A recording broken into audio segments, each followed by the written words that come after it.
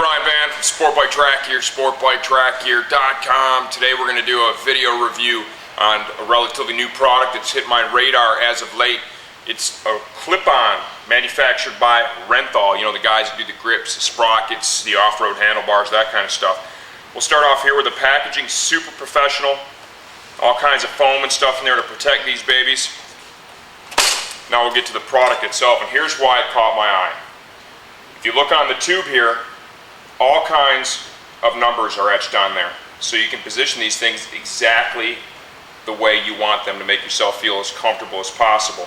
They've done the same thing on the top of the cuff, okay? I think it's done about every 5 millimeters or so, and that allows you to make sure that in reference to your top triple tree, you can have both sides set exactly the same in terms of rotation of the cuff, relationship to the top triple, and then of course the length of each clip-on handlebar. What we're going to do in this video series is, this is my 08 R6, it's one of my race bikes. We're going to kind of take you through the process of installing a set of race clip-ons on your motorcycle.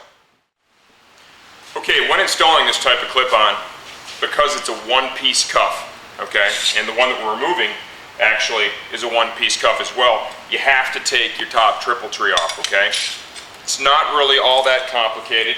The first thing, and probably the biggest obstacle for most, is going to be having a socket that's going to fit the top triple tree nut. Just so happens that I have one right here, 36 millimeter, half-inch drive, not super tight.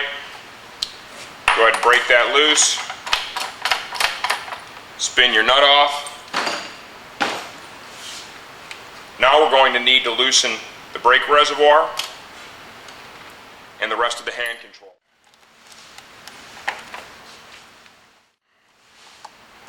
You're going to have to take the throttle apart because there's not going to be enough slack in the cables to just slide it right off of the clip-on tube.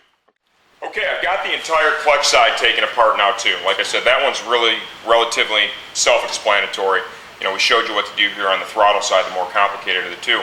I've got both my 6 millimeters loosened up. I've got the top triple tree nut off. This motorcycle has a kit harness, so there is no ignition cylinder here. Makes it a little bit easier. You may have to deal with that on your motorcycle if you don't have a kit harness. What we're going to do now is I'm just going to kind of grab the top triple, like so. Okay, it's not a press fit or anything. Sometimes it can be kind of snug, but it's not a press fit. Just kind of wiggle it off, and we're going to put it to the side. Now, it's going to be important that when you put the top triple tree on, you do it in this manner. Go ahead and line it up with your forks and just kind of push it down just a little bit, okay? Get it kind of even. The first thing we're going to do is we're going to put on and torque the nut on the steering stem. You can get your service manual if you want. You know, look up torque specs. Before I started doing what I'm doing now, I was a mechanic for about 20 years working on Cadillacs, so I've got a pretty good feel for torque, right? How tight something should or shouldn't be. You know, if you don't have similar mechanical experience, you know what? Take your time, get a service manual, get a torque wrench, and make it as good as you possibly can. Okay, I've got all the controls lightly, loosely assembled, okay? So we're ready to kind of hit our adjustment phase. We've already got our top triple tree nut. That one's torqued down. What I'm going to do next, I'm going to go ahead and grab these 6s here on each side of the top triple tree. I'm going to hit these with a T-handle. Okay, we've got everything mounted up.